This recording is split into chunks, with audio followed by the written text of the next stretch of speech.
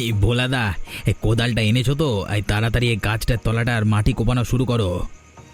হ্যাঁ হ্যাঁ, এই তো করছি, দাঁড়া, একটু এখনই হয়ে যাবে।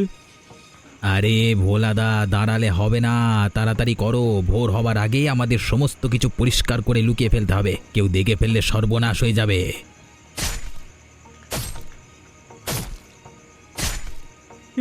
এই তো হয়ে গেছে। নে নে, এবার তাড়াতাড়ি সব সোনা গয়না টাকা পয়সা লুকিয়ে ফেল। তুমি দাঁড়িয়ে দাঁড়িয়ে কি ভাবছো? আমি একা একা কি এত কিছু লুকাবো আর তুমি হাত লাগাও?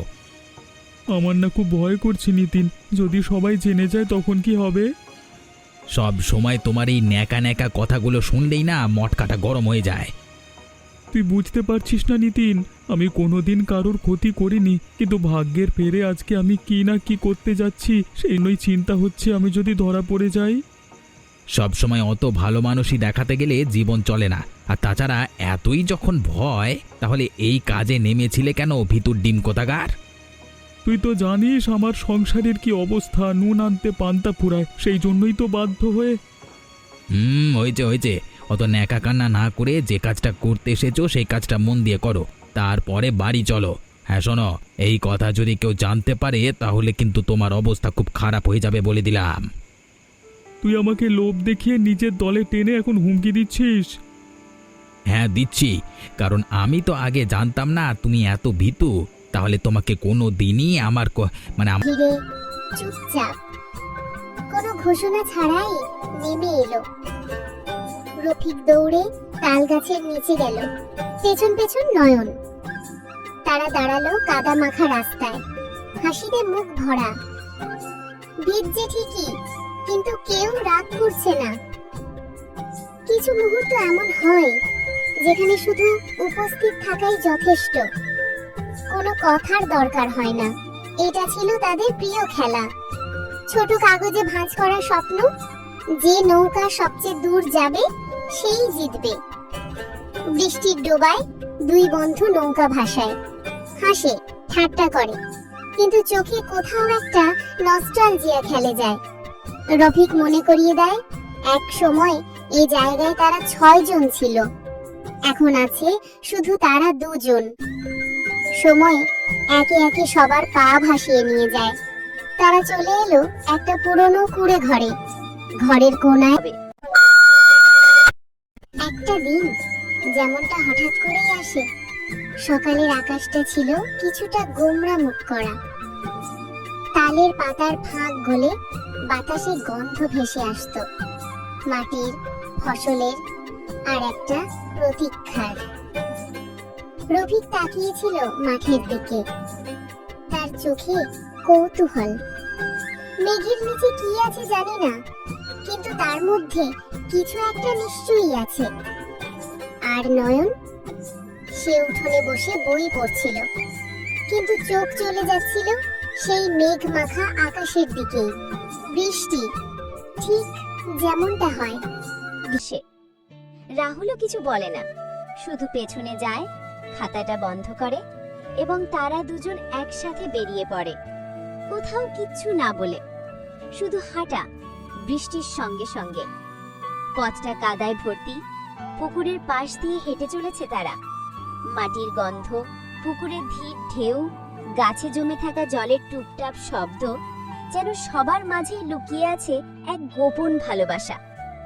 বটগাছের নিচে এসে তারা থামে। এখানেই ছেলেবেলার প্রতিটি মুহূর্ত লুকানো থাকে। আজকে সেই গাছের পাতা থেকেও যেন তারা কথা বলছে। রাহুল তার খাতা খুলে মিনাকে দেখায়।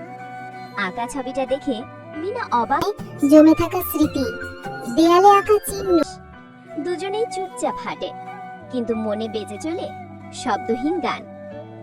প্রকৃতি আজ শান্ত, ঝড় কেটে গেছে, শুধু বাকি আছে কিছু জলতরঙ্গ, ভেজা পাতা আর নতুন করে গড়ে ওঠা বন্ধুত্ব। ঘরে ফিরে রাহুল আবার খাতা খোলে। এবার আর ছবি আঁকে না, খাতার এক কোণে ছোট করে লেখে, আজ আমার বন্ধুর জন্ম নিল। বৃষ্টি তাকে নিয়ে এলো।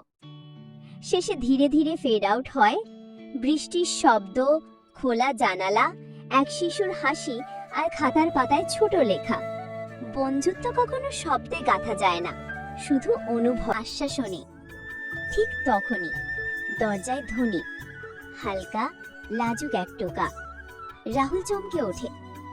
এতক্ষণ ধরে যে নীরবতা জমে উঠেছিল এক মুহূর্তেই ভেঙে গেল। দরজার সামনে দাঁড়িয়ে মিনা, তার গায়ে একটা পুরনো ছাতা, কিন্তু তাও ভিজে গেছে। চোখে চঞ্চলতা, পায়ে কাদা। সে কিছু বলে না, শুধু হয় না, হাসে শুধু। বৃষ্টির শব্দের মাঝে সে হাসি যেন সবচেয়ে উজ্জ্বল সুর। মাটিতে বসে তারা একসাথে আঁকে প্রকৃতি, নিজেদের, ছাতা, নদী। এ যেন এক নীরব খেলা, যেখানে শব্দ নেই কিন্তু অনুভব আছে। একটা হাওয়ার দোলা আসে হঠাৎ, পাতাগুলো দুলে ওঠে, দূরে বিদ্যুৎ ঝলকে ওঠে। আকাশ যেন চোখ মেলে তাকায় তাদের দিকে। তারা ভয় পায় না, কারণ এই ভয়ের মাঝেও তারা একে অপরকে ধরে রেখেছে। জীবনের প্রতিটি একাকিত্ব যে বন্ধুত্বে ধুয়ে যেতে পারে, তারা যেন বুঝতে শুরু করেছে। বৃষ্টি কিছুটা হালকা হয়, সূর্যের লুকোচুরি আলো পাতায় পড়ে, পাখিরা যেন ফিরতে শুরু করে। এই পরিবেশটা বদলে যাচ্ছে, কিন্তু হৃদয়ের গভীরে কিছু স্থায়ী হয়ে যাচ্ছে। রাহুল আজ কথা না বলেও সব বলে ফেলেছে। তার চোখের চাহানিতে, হেসে ওঠা মুখে, ছেঁড়া খাতার পাতায় বন্ধুত্ব জমে আছে। গ্রামের রাস্তা আবার মাটিতে ঢেকে গেছে। তারা ফিরে আসে, ছাতা হাতে, মাথার উপর আকাশ। তার জন্য প্রস্তুত, কিন্তু সে জানে তার পরিবারের কি অবস্থা। ধান খেতে রফিক ও নানা ধান কাটতে মাঠে পৌঁছায়। প্রচুর পানি জমে গেছে, রফিকের পা কাদা। গ্রামটা যেন ঘুমিয়ে আছে। টিনের চালে টুকটাক শব্দ, তাল গাছের পাতায় জমে থাকা জলের ফোঁটা এক একটা সময়কে আলতো করে ফেলে দিচ্ছে মাটিতে।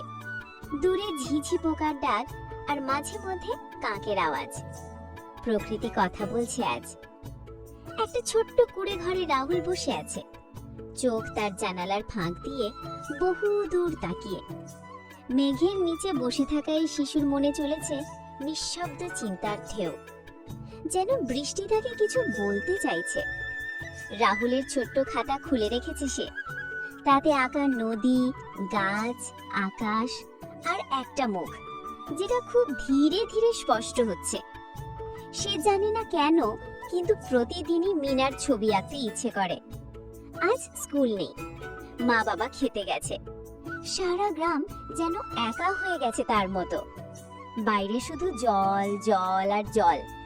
এই জলে কোনো কষ্ট নেই, আবার কোনো